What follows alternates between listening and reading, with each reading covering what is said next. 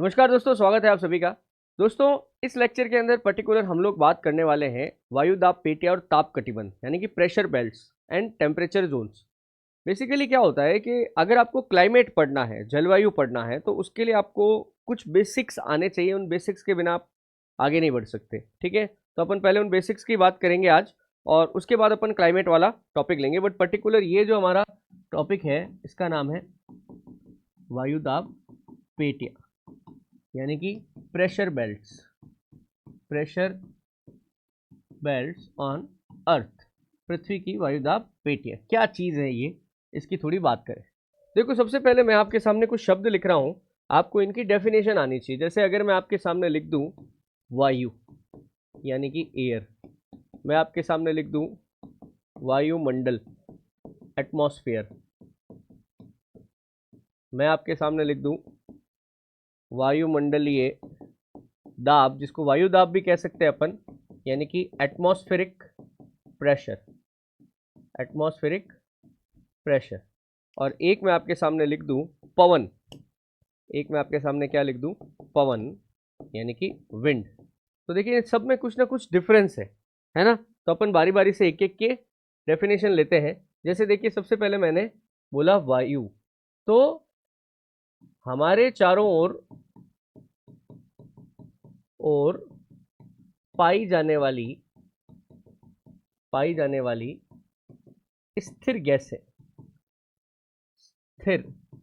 गैसें मतलब stationery gases around us का क्या हो जाएगा, स्टेशनरी गैसेस अराउंड अस का क्या मतलब होता है। देखो, जैसे मान लीजिए आप किसी कमरे में बैठे हैं, आपके चारों तरफ कोई भी पंखा वगैरह कुछ भी नहीं चल रहा है ना, बिल्कुल आप नॉर्मल बैठे हैं। इसका मतलब ये तो नहीं है ना कि आपके चारों तरफ कोई गैसेस नहीं है, टकरा नहीं रही है, हवा चल, ऐसा तो आप नहीं कह सकते कि हमारे चारों तरफ कोई गैसेस गैसेस है, बट वो स्टेशनरी है, रुकी हुई है। तो ये जो रुकी हुई गैसेस होती है ना, इसी को अपन क्या बोलते हैं, वायु बोलते हैं। तो stationery gases around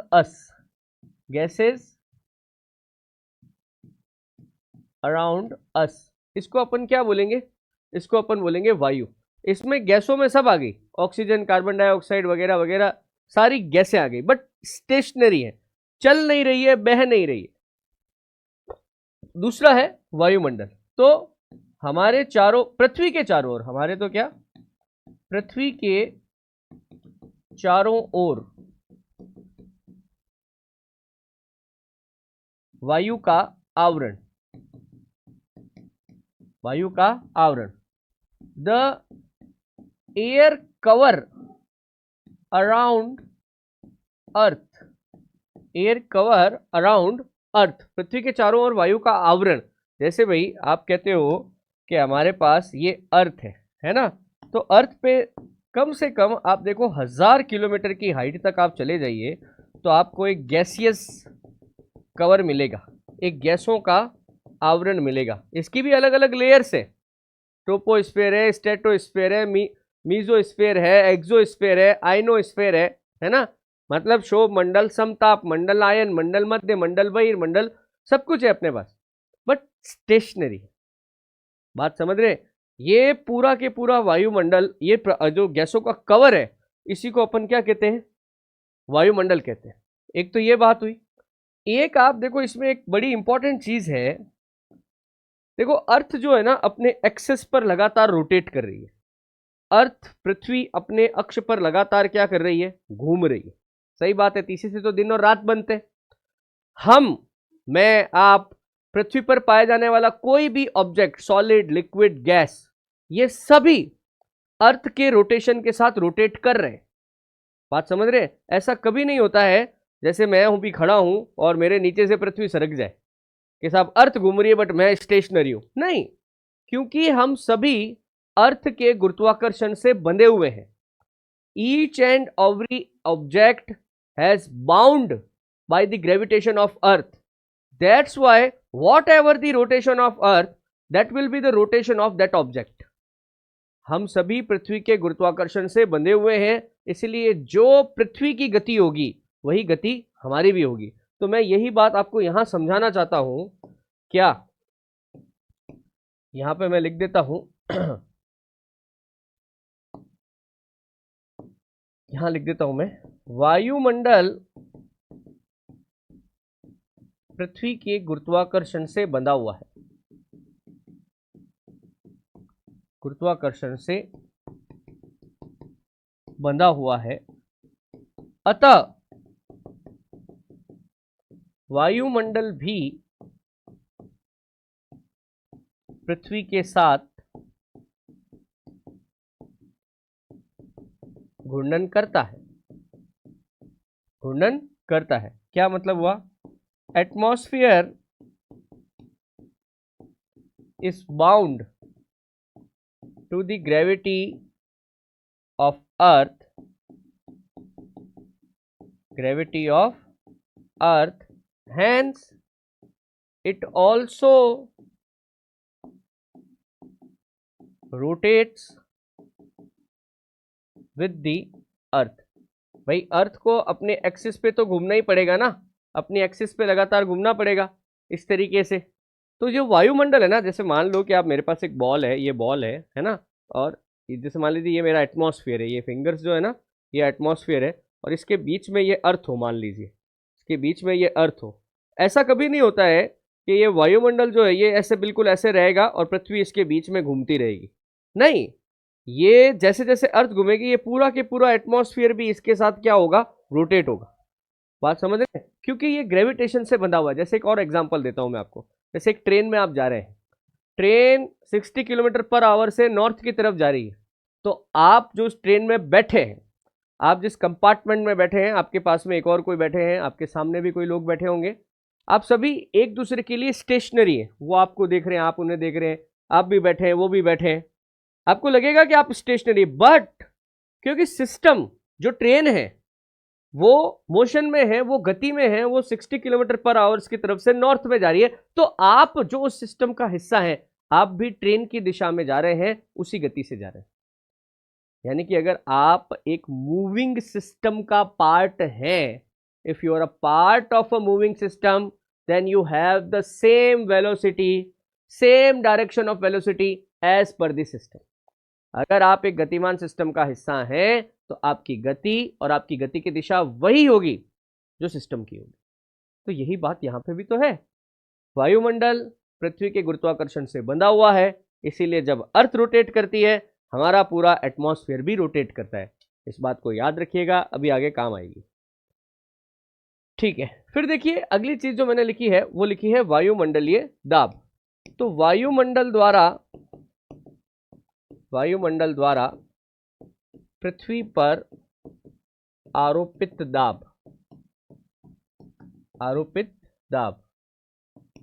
the pressure applied by atmosphere on the earth। भाई आपके पास सॉलिड, लिक्विड, गैस, कोई भी ऑब्जेक्ट हो, ये सभी एक दूसरे के ऊपर क्या लगाते हैं, प्रेशर लगाते हैं, है ना। तो जब भी आप सॉलिड, लिक्विड, गैस कुछ भी हो, प्रेशर लगा रहा है, इतना बड़ा आपके पास वायुमंडल है ना, इतनी सारी उसमें गैसेज है, उन सब का भी कुछ ना कुछ मास होगा, ये भी तो प्रेशर लगाएंगे। तो पूरा वायुमंडल आपकी अर्थ पे जो प्रेशर डालता है that is called atmospheric pressure, वायुमंडलीय दाब। ठीक है, तो देखो हमने तीन चीजें देखी, एक देखी वायु, वायुमंडल और वायुमंडलीय दाब। अब अपन देखते हैं पवन। अगला जो मेरा डेफिनेशन देखना है वो है पवन, यानी कि पवन को अपन कहते हैं विंड। देखो आपने विंड मिल सुना होगा, विंड मिल, पवन चक्की, एयर मिल नहीं सुना होगा मतलब वायु चक्की नहीं होती है, पवन चक्की होती है, क्योंकि वो बहती है। पवन क्या है? वायुमंडल में वायु का क्षैतिज प्रवाह, क्षैतिज प्रवाह यानी कि the horizontal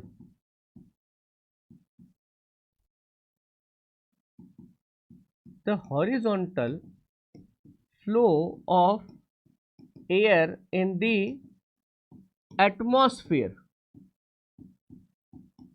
in the atmosphere known as wind.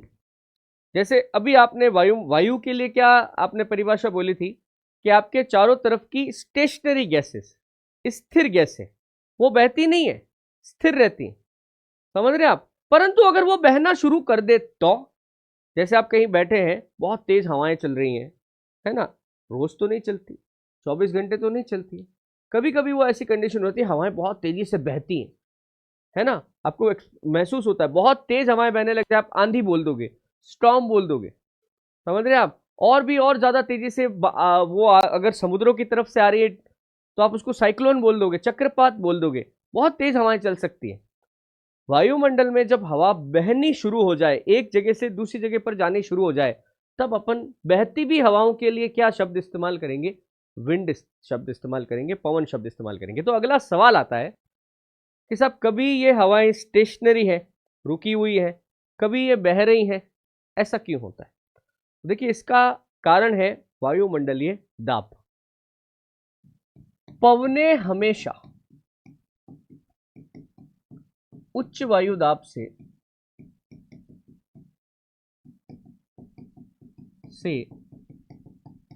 निम्न वायु दाब की ओर चलती हैं, देखिए अगर आपको एटमॉस्फेयर में एक जगह पर हाई प्रेशर मिल रहा है, एक जगह पर लो प्रेशर मिल रहा है, तो पक्का है कि उनके बीच में से क्या चलेंगी? पवनें चलेंगी। Winds always flows from high pressure to low pressure in the atmosphere.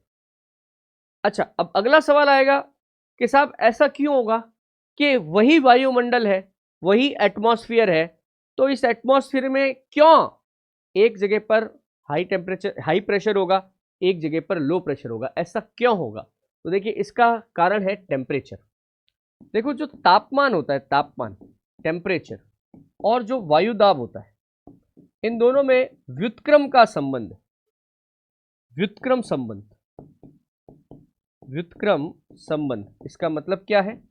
That temperature and atmospheric pressure are inversely proportional to each other.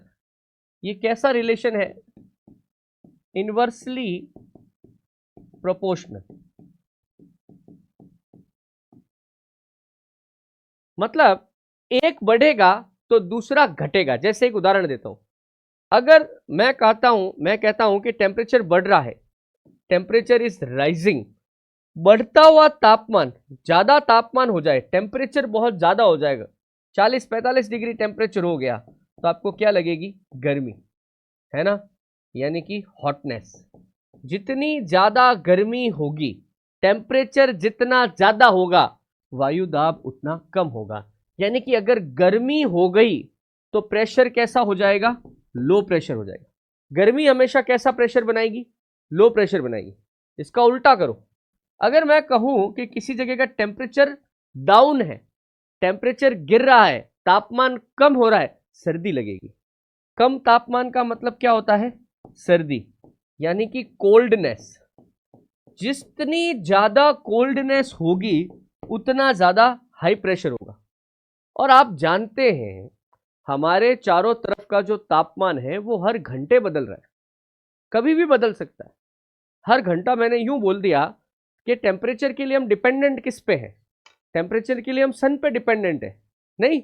सूर्योदय हुआ, सनराइज हुआ, सन एकदम सर पे आ गया, सनसेट हो गया, रात हो गई।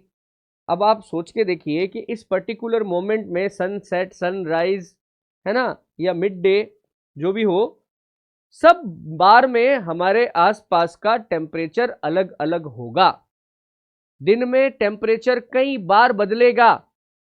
किसी जगह का टेम्परेचर बहुत सारी चीजों पे निर्भर करेगा।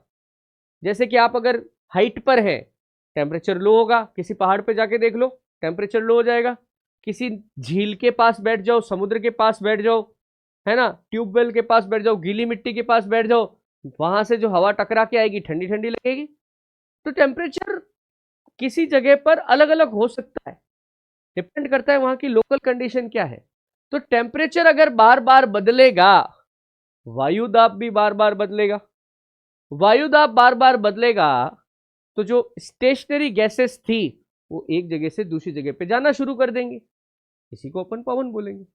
अगर प्रेशर में कोई चेंज नहीं आ रहा है, इसका मतलब टेम्परेचर भी कांस्टेंट है हर जगह का, कोई चेंज नहीं आ रहा है। जब टेम्परेचर में कोई चेंज नहीं आ रहा है तो प्रेशर में कोई चेंज नहीं आ रहा है, और प्रेशर में कोई चेंज नहीं आ रहा है तो हवाएं नहीं चलेंगी, पवनें नहीं बहेंगी। तो आई होप आपको ये चीज समझ में आई होगी, नहीं तो आप इसको वापस देखना एक बार। एयर हमारे चारों तरफ की जो स्टेशनरी गैसेस है, स्थिर गैसें हैं, उनको हम वायु कहते हैं। हमारे चारों तरफ जो कवर ऑफ एयर है, वायु का जो आवरण है, उसे हम वायुमंडल कहते हैं। हमारे चारों तरफ जो एटमॉस्फेयर प्रेशर लगाता है ग्रेविटी के कारण, उसको अपन जो है, नहीं, हमारे चारों तरफ का जो वायुमंडल है वो पृथ्वी पर दाब लगाता है, उसे अपन वायु दाब या एटमॉस्फेरिक प्रेशर बोलते हैं। एटमॉस्फेयर अर्थ के ग्रेविटेशन से बंधा हुआ है, ये अर्थ के साथ रोटेट करता है, ध्यान रखिएगा इसको। फिर मैंने आपको चीज बताई विंड के बारे में कि वायुमंडल में वायु का क्षैतिज क्षैतिज होता है, हॉरिजॉन्टल आड़ा, ऐसे हॉरिजॉन्टल फ्लो, इसको अपन हमेशा क्या बोलेंगे, विंड्स बोलेंगे। और हॉरिजॉन्टल फ्लो का कारण है प्रेशर। अगर कोई भी विंड है तो हमेशा कहां से कहां जाती है, हाई प्रेशर से लो प्रेशर की तरफ जाती है। विंड्स चलने का कारण क्या है, टेम्परेचर और एयर प्रेशर का इनवर्सली प्रोपोर्शनल का रिलेशन, कि टेम्परेचर बढ़ा, गर्मी हुई, हॉटनेस हुई तो प्रेशर रहेगा, टेम्परेचर घटा, सर्दी हुई, इसका मतलब क्या है, हाई प्रेशर रहेगा। ओके, ठीक है। अब देखिए आपको बात करनी पड़ेगी कोरोलियस बल। कोरोलियस फोर्स क्या चीज है? देखो, आप अगर न्यूटन्स लॉ ऑफ मोशन पढ़ोगे तो उसमें न्यूटन की गति का पहला नियम आता है, फर्स्ट लॉ ऑफ मोशन।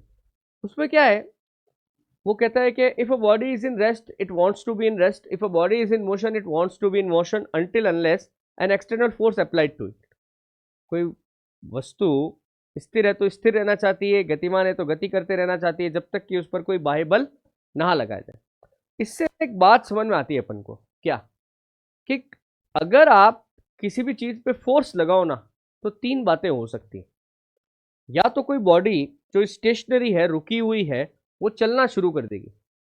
अगर कोई बॉडी ऑलरेडी इन मोशन है, चल रही है, आप फोर्स लगाओगे तो वो रुक जाएगी। तीसरी कंडीशन है कि आप उस बॉडी का कोई जो मोशन है, गति जिस दिशा में हो रही है, जिस दिशा में वो जा रही है, और आपको दिशा बदलनी है, आप फोर्स लगाओ, आप उसकी दिशा बदल सकते हो। यानी कि मोशन शुरू करना, मोशन रोकना, या मोशन की डायरेक्शन चेंज करना। समझ रहे हैं आप? ये तीन काम अगर आपको करने हैं तो आपको फोर्स लगाना पड़ेगा। या फिर आपको ये तीन काम कहीं होते हुए दिख रहे हैं तो आप समझ जाइए ऑटोमेटिकली कि यहां पे फोर्स लग रहा होगा। ओके, बहुत सिंपल था। अब देखो, जैसे मान लीजिए आप कोई ट्रेन वगैरह में आप यात्रा करते हैं, कहीं जाते हैं, और प्लेटफॉर्म पर ट्रेन थोड़ा धीमे होती है ना, और आप उतरने की कोशिश करते हैं। कई बार ऐसा होता है कि जैसे मान लीजिए ट्रेन इस डायरेक्शन में जा रही है ना, मान लीजिए नॉर्थ डायरेक्शन है ना, और ये दरवाज़ा खुला, वो तो साइड में खुलता है, ट्रेन अभी रुकी नहीं है, थोड़ा थोड़ा थोड़ा थोड़ा आगे आगे बढ़ रही है। आपको हमेशा सलाह दी जाती है कि भैया जब उतरो तो अपना मुंह उधर रखो जिस तरफ ट्रेन जा रही है, आपका पहला पाँव भी उधर ही गिरना चाहिए जहाँ पर ट्रेन का मोशन है, और थोड़ा 2-3 कदम भाग भी लो। अगर आप ऐसा नहीं करो तो है, ऐसा करना नहीं है, अगर नहीं करे तो क्या होगा, मान लीजिए ट्रेन का डायरेक्शन इधर है और मैं ये मुंह रखता हूँ इधर सामने, ठीक है, पहला पाँव रखता हूँ, आप बिलीव करेंगे कि मेरे को खींच के इधर फेंक दिया जाएगा जिस तरफ ट्रेन का डायरेक्शन है। मान लीजिए मैं ट्रेन जा रही है इधर, मेरा मुंह रख लेता हूँ इधर, पहला पाँव भी उधर ही रख लेता हूँ, रखते ही आप पता है मेरे को पीछे खींचे के धक्का दे दिया जाएगा। इसका क्या मतलब हुआ, अगर आप गतिमान सिस्टम का हिस्सा है, सिस्टम चल रहा है, जब तक वो सिस्टम जीरो नहीं होता तब तक आप जीरो नहीं होते। मान लीजिए ये जो ट्रेन है, भी जो मैंने एग्जांपल दिया ना, ये हमारा एटमॉस्फेयर है, वायुमंडल है। वायुमंडल हमेशा अर्थ के साथ रोटेट करता रहेगा, ग्रेविटी से बंधा हुआ है, अभी तो हमारी बात हुई थी। सही बात है, मानते हो? जो हमारा एटमॉस्फेयर है, it always rotates with the rotation of earth. वायुमंडल सदैव पृथ्वी के घूर्णन के साथ घूमता रहेगा, मतलब वायुमंडल वो ट्रेन है जो चलती ही रहेगी। अब इस चलती हुई ट्रेन में, इस घूमते हुए वायुमंडल में, पवन को एक जगह से दूसरी जगह पे जाना है। in a rotating atmosphere, a wind tries to go from one place to another. पवन एक जगह से दूसरी जगह पे जाना चाहती है। पक्की बात है कि पवन जिस डायरेक्शन में जाना चाहती है, उस डायरेक्शन को छोड़ के वो कहीं ना कहीं डिफ्लेक्ट हो जाएगी, मुड़ जाएगी। क्यों? क्योंकि आप जिस सिस्टम में चल रहे हैं, वो सिस्टम खुद गतिमान है। वो ट्रेन, वो एटमॉस्फेयर, वो खुद चल रहा है। इसीलिए आपका जो भी मोशन होगा उस पर असर जरूर पड़ेगा। तो ये ऑब्वियस सी बात है, जब किसी ऑब्जेक्ट के मोशन की डायरेक्शन प्रभावित होती है, इसका मतलब पक्का कोई फोर्स लगा होगा। क्योंकि न्यूटन वाले ने क्या कहा था कि आपको अगर कोई मोशन शुरू करना है, मोशन रोकना है, या मोशन की डायरेक्शन चेंज करनी है, तो पक्का कोई फोर्स लगा होगा या फोर्स लगाना पड़ेगा। यहां पे वायुमंडल में चलने वाली पवनें अपनी ओरिजिनल डायरेक्शन से डिफ्लेक्ट हो जाती है due to the rotation of atmosphere. और इस डिफ्लेक्शन के लिए, पवनों के मुड़ने के लिए जो बल जिम्मेदार है, उसी बल का नाम क्या है? कोरोलियस बल। आइडिया हुआ? लिख के बताता हूं मैं, एक बार आराम से ठंडे दिमाग से पढ़ो। मैं लिखता हूं, वायुमंडल में चलने वाली पवनें अपनी मूल दिशा से विचलित हो जाती है। विचलित होना मतलब मुड़ जाना। विचलित हो जाती है अर्थात मुड़ जाती है, जिसका कारण पृथ्वी का अपने अक्ष पर घूर्णन है। पवनों के अपनी मूल दिशा से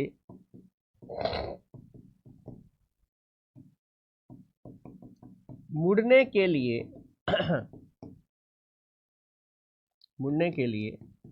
जिम्मेदार बल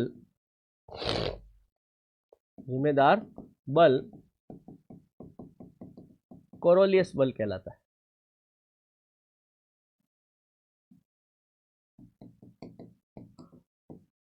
कोरोलियस बल कहलाता है। ठीक है, थोड़ा सा इंग्लिश में भी लिख दे ताकि डेफिनेशन और अच्छे से क्लियर हो सके। The winds in atmosphere deflects from its original direction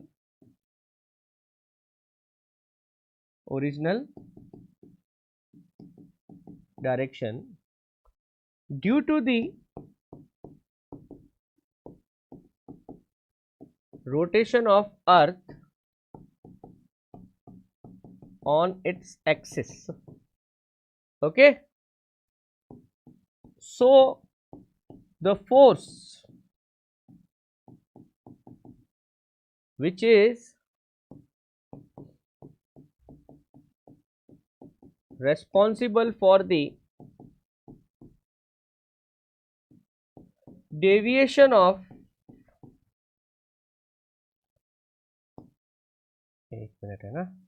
for the deviation of wind from its original path is known as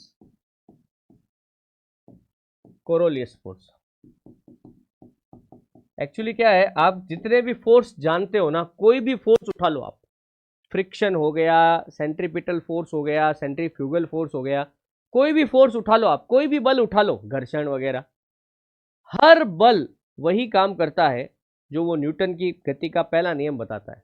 either ये फोर्स मोशन शुरू करेगा, आइदर ये फोर्स मोशन को रोक देगा, आइदर ये फोर्स मोशन की डायरेक्शन चेंज कर देगा.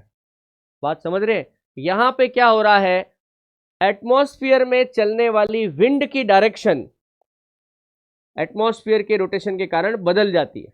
तो ऑब्वियस सी बात है, कोई फोर्स काम कर रहा होगा, और उस फोर्स का नाम ही क्या है, कोरोलियस फोर्स. काम वही है, क्या, डायरेक्शन को चेंज करना, बस नाम थोड़ा सा अलग हो गया.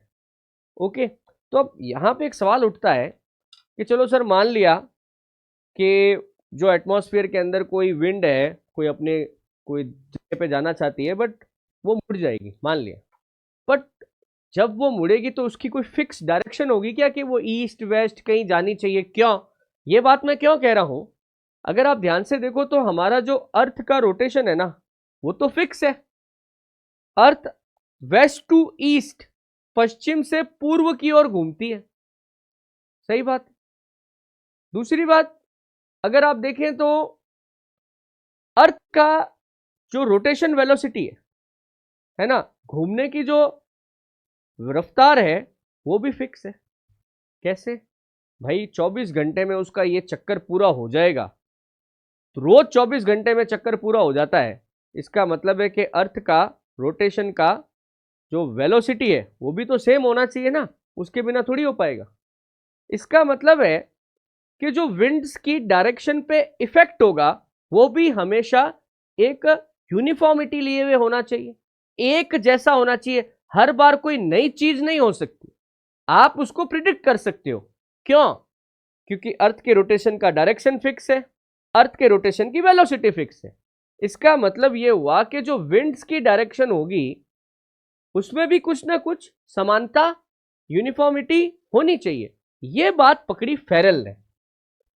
फेरेल भी एक साइंटिस्ट हुए, और उन्होंने फिर अपना एक सिद्धांत दिया जिसको हम कहते हैं फेरेल का नियम, इसको हम कहते हैं फेरेल्स लॉ. बहुत सिंपल है, थोड़ा ध्यान देना. फेरेल ने बोला कि देखो, अगर कोई भी विंड, कोई भी पवन नॉर्दर्न हेमिस्फीयर की है, भाई 0 डिग्री के ऊपर ये पूरा क्या है, नॉर्दर्न हेमिस्फीयर है. नॉर्दर्न हेमिस्फीयर की पवन जो है वो हमेशा क्लॉकवाइज घूमे. क्लॉकवाइज समझते हो ना, घड़ी की सुई की दिशा में. घड़ी कैसे चलती है, जिस दिशा में घड़ी का कांटा घूमता है, नॉर्दर्न हेमिस्फीयर की विंड हमेशा क्लॉकवाइज घूमेंगी. आप जैसे हम नॉर्दर्न हेमिस्फीयर में रहते हैं, आप घर पे करके देख लेना, ये विंड्स के साथ भी होता है, पानी के साथ भी होता है.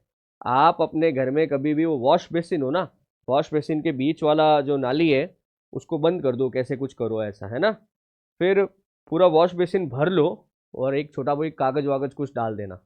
आप उसको फिर वॉश बेसिन का वो जो कॉक है उसको हटाओ, पानी जाने दो नाली में. आप देखना पानी स्वेरल होता हुआ ऐसे घूमता घूमता जाएगा ना, तो वो डायरेक्शन क्लॉकवाइज होगी. कितना ही कोशिश कर लेना, क्लॉकवाइज ही जाएगा. और अगर हम साउदर्न हेमिस्फीयर में होते ना, दक्षिण गोलार्ध में होते ना, तो चाहे विंड्स हो चाहे पानी हो, इनकी डायरेक्शन हमेशा एंटी क्लॉकवाइज होती. कैसी होती है, एंटी क्लॉकवाइज.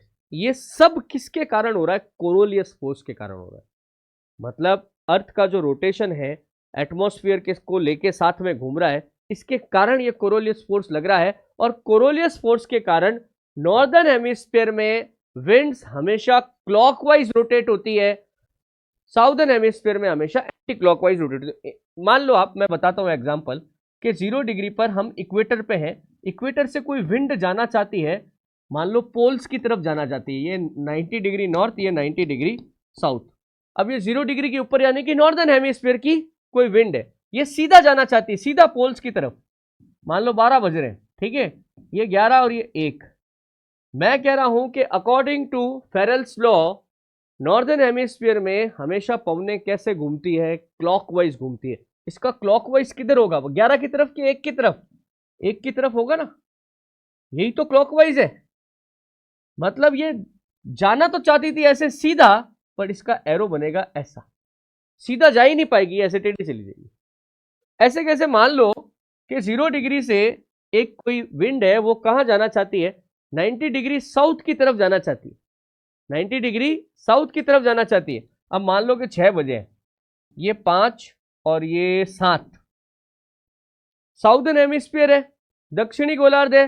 दक्षिणी गोलार्ध में पवन को कैसा घुमाना है, एंटी क्लॉकवाइज, घड़ी की सुई की उल्टी दिशा में, उल्टी दिशा में, एंटी, उल्टी दिशा तो यही होगी।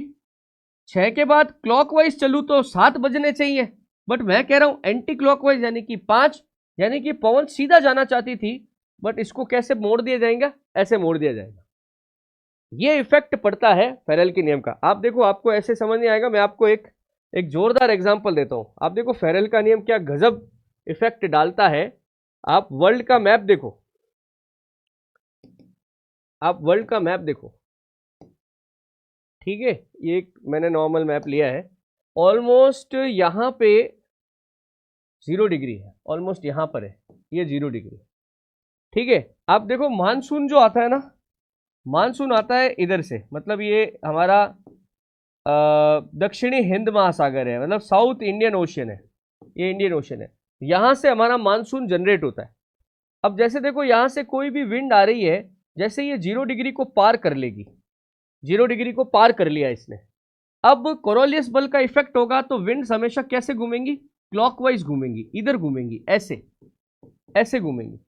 तो जो भी मानसून आता है, आप सोचो ये सब इधर मुड़ जाता है, ऐसे चला जाता है। ऐसे समझ में नहीं आता तो यूं देखो, आप इंडिया को एक सेंटर मान लो, एक सेंटर मान लो। आप इंडिया से जितना आप वेस्ट में जाओगे, पश्चिम में जाओगे, आपको डेजर्ट ही डेजर्ट मिलेगा, एक से बढ़ के एक डेजर्ट मिलेगा, मरुस्थल मिलेगा। देख लो आप इधर से चले, थार डेजर्ट आया, बलूचिस्तान आया, आप आगे चलो ईरान आ गया, आप आगे चलो इराक आ गया, सीरिया आ गया, सऊदी अरब आ गया। यार इतना बड़ा सऊदी अरब आ गया, सऊदी अरब या अरब प्रायद्वीप, अरेबियन पेनिनसुला 3 तरफ से पानी से घिरा हुआ है। आप देखो अरेबियन पेनिनसुला को, ये एक तरफ लाल सागर, एक तरफ ये पूरा इंडियन ओशियन, एक तरफ यहां पे ये ईरान की खाड़ी, गल्फ ऑफ पर्शिया, 3 तरफ से ये पानी से घिरा हुआ है, उसके बाद भी बारिश नहीं होती।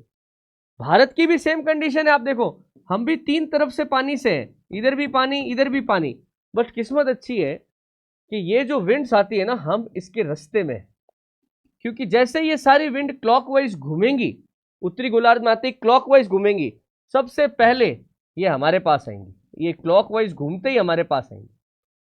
समझ रहे आप? अच्छा, अब आप भारत से ईस्ट के अंदर आगे चलते जाओ, ईस्ट के अंदर आगे चलते जाओ, एक से बढ़ के एक आपको रेन फॉरेस्ट मिलेगा, वर्षावन मिलेगा, एक से बढ़ के एक। आप देख लो यहाँ पे, आप यहाँ पे भारत के नॉर्थ ईस्ट में चले जाओ, अरुणाचल, आसाम, मेघालय, मणिपुर, त्रिपुरा, आप थाईलैंड जाइए, म्यांमार, वियतनाम, कंबोडिया, नीचे इंडोनेशिया, एक से एक रेन फॉरेस्ट है यहाँ पे। किसकी बदौलत? कोरोलियस बल की बदौलत। ठीक है, तो आइडिया हुआ आपको ये कैसे काम करता है? ठीक है, तो दोस्तों अब आगे मैं आपको जो हमारा ओरिजिनल टॉपिक था, वायुदाब पेटियां और ताप कटिबंध, है ना, प्रेशर बेल्ट्स के बारे में बताऊंगा। अगर आपको ये पता चल जाए ना कि अर्थ में कहाँ पर आपको जो प्रेशर है वो हाई प्रेशर मिलेगा, लो प्रेशर मिलेगा, तो आप विंड्स का प्रिडिक्शन कर सकते हो। उस चीज़ को समझाने के लिए मैंने आपको ये सारी चीज़ें समझाई हैं, वो अभी काम आएगा।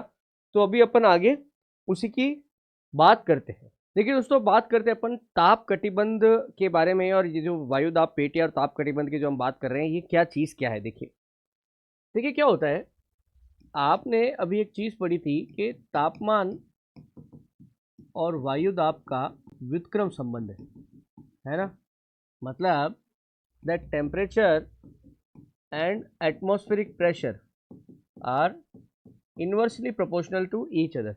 एक बढ़ेगा तो दूसरा घटेगा।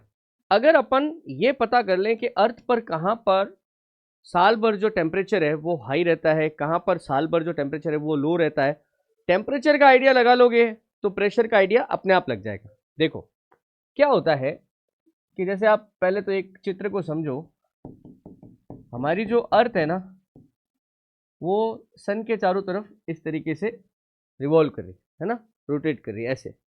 तो देखो क्या होता है बारी बारी से, जैसे ये हमारा नॉर्दर्न हेमिस्फीयर है, उत्तरी गोलार्ध,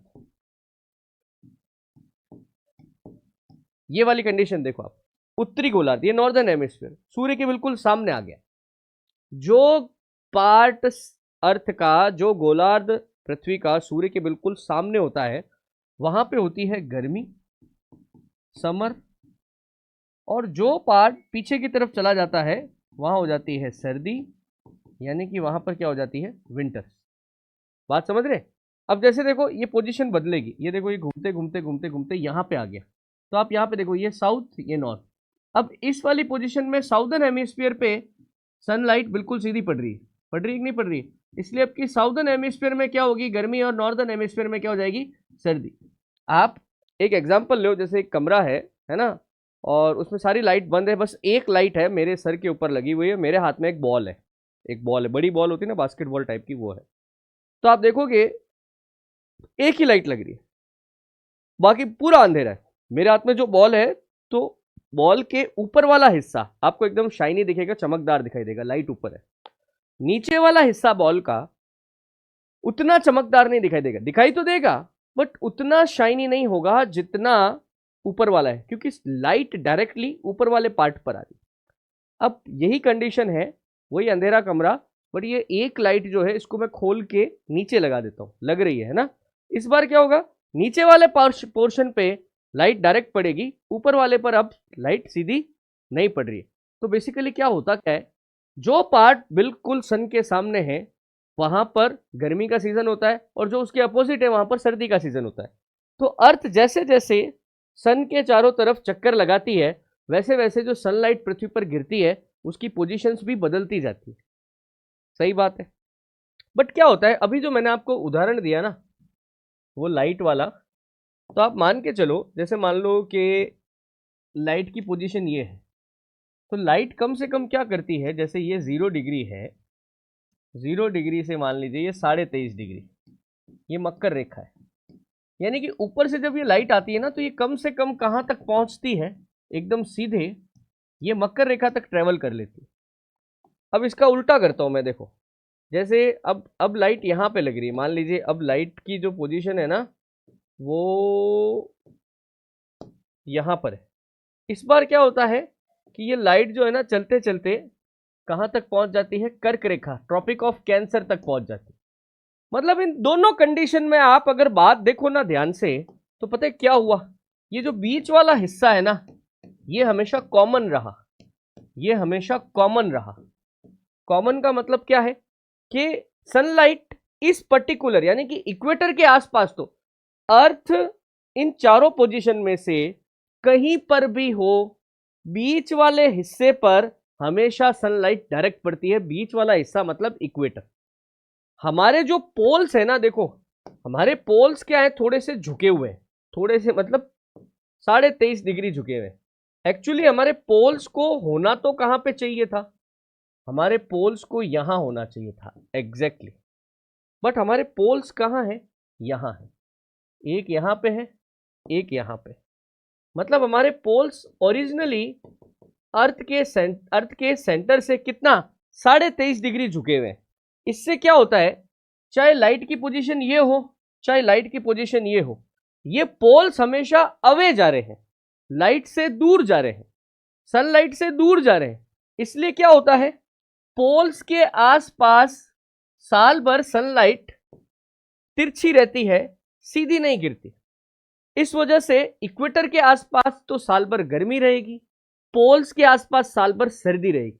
कारण समझ पा रहे हो आप, इसको सन मानो आप, सन अर्थ की कोई भी पोजीशन हो, आप देखो ये वाली पोजीशन, चारों में से कोई भी पोजीशन हो, हमेशा सनलाइट जो है वो कहां पर, इक्वेटर के आसपास तो कैसी गिर रही है, सीधी गिर रही है, और पोल्स के ऊपर हमेशा ये तिरछी गिर रही है। इस वजह से क्या हो रहा है इस वजह से हो क्या रहा है कि हमारा जो अर्थ है, हमारा जो अर्थ है, अर्थ के बिल्कुल सेंटर में 0 डिग्री, 0 डिग्री से 10 डिग्री तक आ जाओ आप, 10 डिग्री नॉर्थ और 10 डिग्री आ जाओ साउथ, है ना। इस बीच में क्या होता है, साल भर हमारा जो सनलाइट है ना वो कैसा रहता है, साल भर हमारा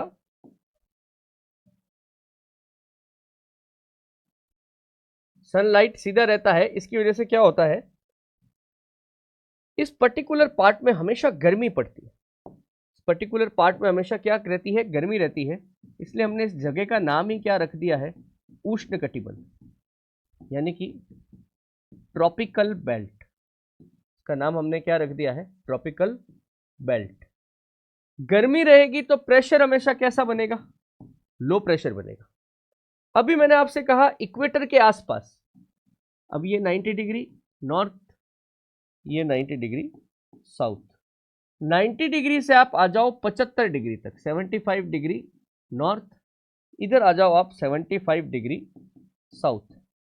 इसके बीच में सनलाइट कभी भी पूरे साल में कभी भी सीधी पड़ेगी नहीं, तिरछी ही पड़ेगी। इसका मतलब ये जगह साल भर ठंडी रहेगी, इसलिए हम इसको रहते हैं शीत कटिबंध। सर्दी का मतलब क्या, हाई प्रेशर, और इसको अपन लिख सकते हैं पोलर बेल्ट, पोलर रीजन भी कह सकते हैं, पोलर बेल्ट भी कह सकते हैं। ये हमारा कौन सा कटिबंध है, शीत कटिबंध है, पोलर बेल्ट। तो आपको अर्थ के दो बेल्ट समझ में आए, साल भर ये पोजीशन रहेगी, साल भर इक्वेटर के आसपास गर्मी ही पड़ेगी, साल भर इक्वेटर पोल्स के आसपास सर्दी ही पड़ेगी। ओके, दूसरी कंडीशन क्या है, देखिए इक्वेटर के आसपास जब गर्मी पड़ेगी तो हवा गर्म होगी, गर्म हवा हमेशा कहाँ जाती है, ऊपर एटमॉस्फेयर में। आपको पता है एटमॉस्फेयर की हमारे पास कुछ परतें हैं, लेयर्स है। जैसे एटमॉस्फेयर की पहली लेयर है हमारी ट्रोपोस्फेयर, शोभ मंडल, फिर है समताप मंडल, फिर है आयन मंडल, फिर बहिर्मंडल। जैसे मान लीजिए आप अर्थ के ऊपर यहाँ पे रहते हैं ना, ये हमारे पहाड़ वगैरह, हम यहाँ पे रहते हैं, तो ऑलमोस्ट आप 8 से 18 किलोमीटर तक चले जाओ, फ्रॉम 8 किलोमीटर टू 18 किलोमीटर तक चले जाइए। ये जो हमारा एटमॉस्फेयर है इसको हम कहते हैं शोभ मंडल, ट्रोपोस्फेयर, है ना। इसके बाद लगभग आप 32 किलोमीटर तक चले जाइए, हमारे पास कौन सा आ जाता है, समताप मंडल। समताप मंडल कौन सा है, स्ट्रेटोस्फेयर, स्ट्रेटोस्फेयर, सही बात है। होता क्या है, अब हमारा जो एटमॉस्फेयर है उसमें कोई ऐसे लाइनें तो खींची हुई नहीं है, कोई दीवार तो आती नहीं है कि अब शोभ मंडल खत्म हो गया, अब समताप मंडल खत्म हो गया। एक्चुअली वहां पे कुछ है ना विशेष परिस्थितियां होती, कुछ स्पेशल फीचर्स होते हैं। जैसे स्ट्रेटोस्फेयर जो है ना, शोभ मंडल, शोभ मंडल में क्या होता है, जैसे जैसे आप हाइट पे जाते हो, मतलब 8 से 18 किलोमीटर के बीच में जो हमारा ट्रोपोस्फेयर है, इसमें हर 165 मीटर की हाइट पर 1 डिग्री टेम्परेचर घट जाता है, 1 डिग्री तापमान में कमी आ जाती है। मतलब शोभ मंडल में ठंडक है, सर्दी है।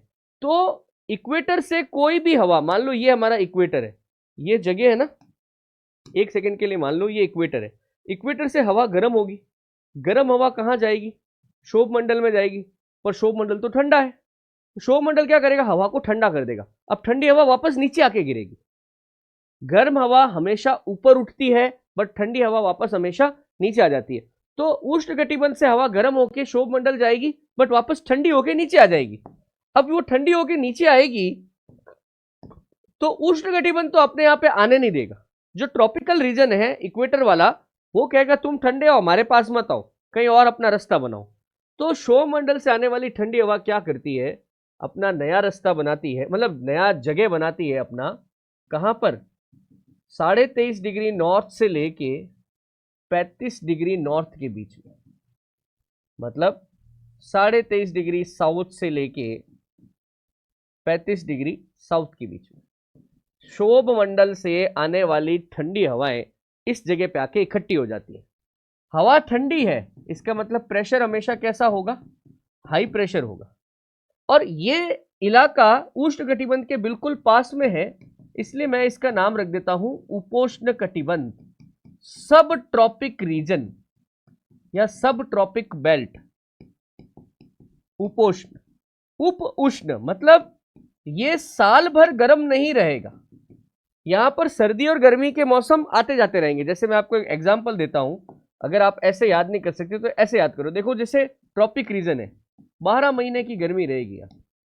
जैसे उपोष्ण यानी कि सब ट्रॉपिक है, 8 मंथ यहाँ पे गर्मी रहेगी, बट थोड़ी बहुत सर्दी तो आएगी, 4 महीने की सर्दी आएगी आएगी।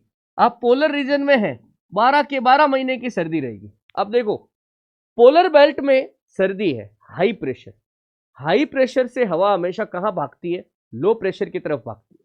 हाई प्रेशर की हवाएं हमेशा कहाँ भागती है? लो प्रेशर की तरफ भागती है। तो देखो यहाँ ऊपर तो जाने से रही है, तो पृथ्वी खत्म हो गई 90 डिग्री नॉर्थ, ये हवाएं नीचे आना शुरू करती है। जैसे जैसे ये जो विंड्स हैं ये 66.5 डिग्री के पास तक पहुंचती, 66.5 डिग्री उत्तर, और यहां पे अगर मैं बात करूं तो 60-60.5 से लेके 45 डिग्री के बीच में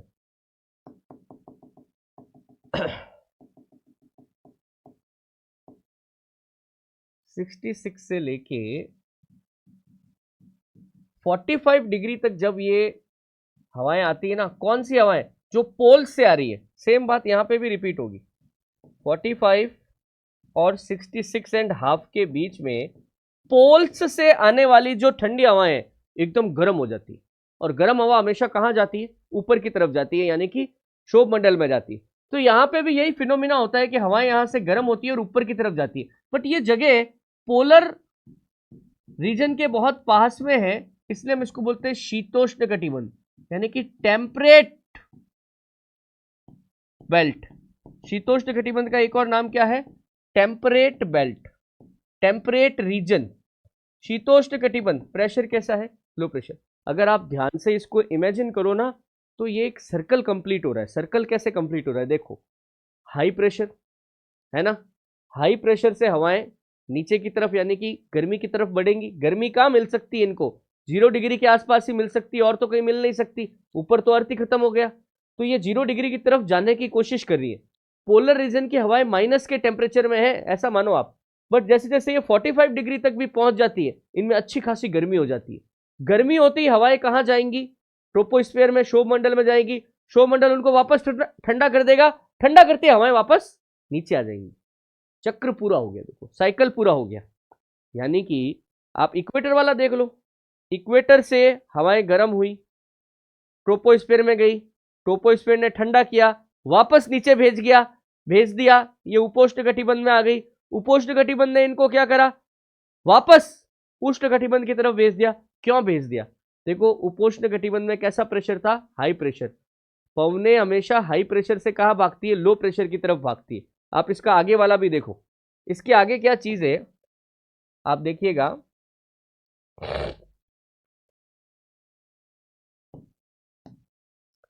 देखिए अभी आपने विंड्स को पढ़ा था, विंड्स, पवने। पवने हमेशा कहां से कहां जाती है? हाई से लो, हाई से लो। सेम यहां पे देखो, हाई से लो। अब यहां पे अपना कोरोलियस फोर्स और फेरेल का नियम काम में आएगा। मैंने अभी थोड़ी देर पहले आपको बताया था, नॉर्दर्न हेमिस्फीयर में अगर कोई पवन कहीं जाना चाहती है तो कोरोलियस बल के कारण उसको हमेशा कहां घुमाएंगे? क्लॉकवाइज। अब देखो ये घड़ी की सुई है, 6 बजे है, क्लॉकवाइज का मतलब इधर घुमाना पड़ेगा, यूं इस तरफ घुमाना पड़ेगा, यानी कि ये हमेशा ऐसे डायरेक्शन में आएगा। देखो चक्र पूरा हो रहा है, साइकिल कंप्लीट हो रहा है। सेम बात देखो, ये इसको एंटी क्लॉकवाइज घुमाना है, घड़ी की सुई की उल्टी दिशा में, 12 बजी है, इधर घुमाऊंगा इस तरफ, राइट हैंड साइड की तरफ, तो ये तो क्लॉकवाइज हो गया, मुझे तो एंटी क्लॉकवाइज घुमाना था। तो आप ये देखो, ये एंटी क्लॉकवाइज इस डायरेक्शन में होगा। तो एक्चुअली पता है क्या हुआ? देखो एक साइकिल कंप्लीट हो गया। साइकिल कैसे कंप्लीट हुआ? इक्वेटर से हवा गर्म हुई, क्षोभ मंडल में गई, क्षोभ मंडल ने ठंडा किया, ठंडा करके उसको यहां भेज दिया, ट्रॉपिक ऑफ कैंसर और कैप्रिकॉन के आसपास। हवा यहां पे इकट्ठी हो गई, हवा ठंडी थी, वापस ठंडी हवा कहां पर आ गई? इक्वेटर के पास आ गई। इक्वेटर से ही तो ऊपर गई थी, इक्वेटर ने डायरेक्ट नहीं आने दिया, कोई बात नहीं, वो लोग यहां पे इकट्ठा होके फिर आ गए, सर्कल पूरा हो गया। सेम सर्कल देखो ऊपर पूरा होगा, सेम सर्कल ऊपर पूरा होगा। आप देखो सेम लाइन यहां बनेगी, जीरो शीत कटिबंध से हाई प्रेशर से कहां आ रही है? लो प्रेशर की तरफ, ये देखो हाई प्रेशर से कहाँ आ रही है, हाई प्रेशर है ना पोलर में, लो प्रेशर की तरफ, सेम डायरेक्शन, ये भी किस तरफ घूमेंगी, इस तरफ घूमेंगी, ये सेम, इसको देखो एंटी क्लॉकवाइज ऐसे घूमेगा क्योंकि साउदर्न हेमिस्फीयर है। ये जो विंड्स चल रही है ना दोस्तों, इन्हीं को हम कहते हैं, ये वाली जो विंड्स मैंने बनाई है ये वाली, इनको अपन कहते हैं व्यापारिक पवने, व्यापारिक पवने, ट्रेड विंड्स, इनको क्या कहते हैं, ट्रेड विंड्स। ये जो विंड्स आप देख रहे हैं ऊपर वाली, इनको बोलते हैं ध्रुवीय पवने, ध्रुवीय पवने यानी कि पोलर विंड्स, ये भी पोलर विंड्स है। और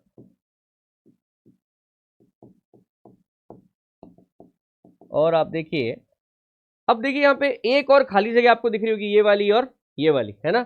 यहां पे क्या होगा, तो आप ध्यान से देखें, देखो ये हाई प्रेशर है तो ऊपर भी तो लो प्रेशर था, यानी कि इस हाई से इस लो की तरफ भी पवने जानी चाहिए तो जाती हैं। हाई प्रेशर से लो प्रेशर, जो हमारा उपोष्ण कटिबंध है, जो सब ट्रॉपिक था हाई पे था, शीतोष्ण या टेम्परेट क्या था, लो पे था, तो यहां पर भी तो पवने जानी चाहिए, यहां कौन रोक सकता है, कोई नहीं रोकता इनको। अब देखिए ये ऊपर की तरफ जा रहा है, यानी कि 12 बजे है, उत्तरी गोलार्ध की पवन है, क्लॉकवाइज घुमाना है, तो इसकी क्लॉकवाइज डायरेक्शन हमेशा इस तरफ होगी, यही तो क्लॉकवाइज है, यानी कि इसका एरो कैसा बनेगा, ऐसा बनेगा, ये इसका एरो हमेशा ऐसा बनेगा। दूसरी तरफ आप देखो, ये साउदर्न हेमिस्फीयर की पवन है, इसको एंटी क्लॉकवाइज घुमाना है, एंटी क्लॉकवाइज, है ना। मान लो कि ये 6 बजे है, मान लो ये 6 बजे, इधर 7 इधर 5, एंटी क्लॉकवाइज का मतलब 5 की तरफ, यानी कि ये इस तरफ घूमेगी, तो ये इस तरीके से हो जाएगा, है ना। तो आप देखिए ये जो विंड्स मैंने बनाई है टेम्परेट और सब ट्रॉपिक के बीच में, शीतोष्ण और उपोष्ण के बीच में, इनको कहा जाता है पछुआ पवने, इनको क्या कहा जाता है, पछुआ पवने, वेस्टर्लीज, इनको कहा जाता है वेस्टर्लीज। नाम सुने होंगे शायद आपने। देखो मैं ज़्यादा डीप में नहीं जा रहा हूँ इसमें, क्योंकि आप जो नॉर्मल एग्जाम दे रहे हैं, एसएससी दे रहे हैं, लाइब्रेरियन का एग्जाम दे रहे हैं, सीआरपीएफ वगैरह, उसमें इतने में काम हो जाएगा। जहाँ पे थ्योरी नहीं लिखनी है ना, तो आप सिर्फ इनका कंसेप्ट समझ लीजिए, ठीक है। बेसिकली आपको मैंने अभी ये बना के बताया जो पूरा है ना, प्रेशर बेल्ट्स एंड इनको बोलते हैं ग्लोबल विंड्स, है ना। अभी देखो जैसे मैंने आपको बताया कि उष्ण कटिबंध कैसे याद रखोगे, 12 महीने की गर्मी। उपोष्ण कटिबंध में क्या मतलब है, 8 महीने गर्मी और 4 महीने की सर्दी आएगी। शीतोष्ण कटिबंध में क्या उल्टा हो जाता है, 8 मंथ सर्दी रहती है, 4 महीने के थोड़े से गर्म निकलेंगे, और पोलर में क्या है, 12 के 12 महीने की गर्मी रहेगी। जैसे मैं आपको बताऊं, आप इंडिया का मैप देखो, इंडिया के मैप में आप देखना, जो ट्रॉपिक ऑफ कैंसर है, कर्क रेखा बिल्कुल बीच में से निकलती है, ये 23.5 डिग्री है, 0 डिग्री यहाँ पे कहीं होगा। इसका मतलब है कि हमारे देश का ये नीचा वाला भाग जो है, ये कौन से कटिबंध में आता है, ये उष्ण कटिबंध में आता है, ये ट्रॉपिक रीजन में आता है। इसका मतलब है कि ये हमारा साउथ इंडिया वाला जो पार्ट है, यहाँ पे 12 महीने क्या रहने चाहिए, गर्मी रहनी चाहिए, तो रहती है ना। आप बैंगलोर चले जाओ, चेन्नई चले जाओ, मुंबई चले जाओ, साल में मैक्सिमम टेम्परेचर 32 से 35 जाएगा, मिनिमम टेम्परेचर 18 से 21 जाएगा। आप इससे ऊपर आ जाओ, आप ये राजस्थान को देख लो, आप यहाँ पे दिल्ली को देख लो, हरियाणा को देख लो, पंजाब को देख लो, गर्मियों के अंदर टेम्परेचर चला जाएगा 45 डिग्री, सर्दियों में चला जाएगा 10 degree, extremely high extreme low, मतलब गर्मी भी आएगी सर्दी भी आएगी। मेरे कहने का मतलब यहाँ पे ये था।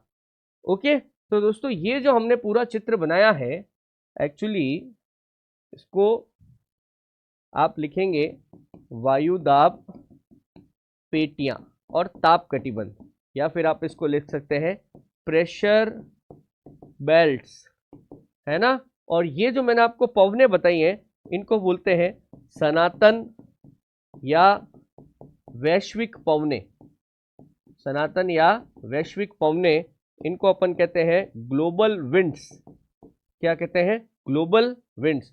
ग्लोबल विंड्स, सनातन पवने साल भर पृथ्वी का चक्कर लगाती है।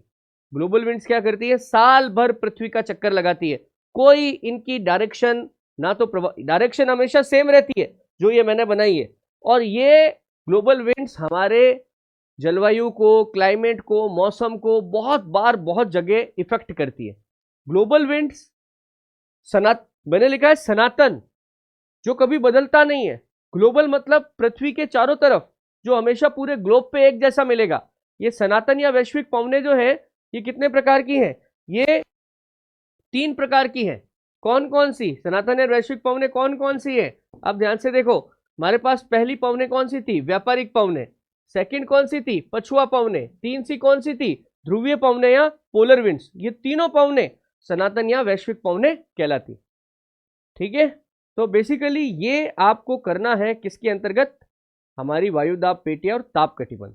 देखो, अगर ये समझ में आएगा ना आपको, तभी आप जलवायु, क्लाइमेट और मौसम को समझ पाओगे, उसके बिना काम नहीं होगा। ओके, तो दोस्तों इस लेक्चर में इतना ही है।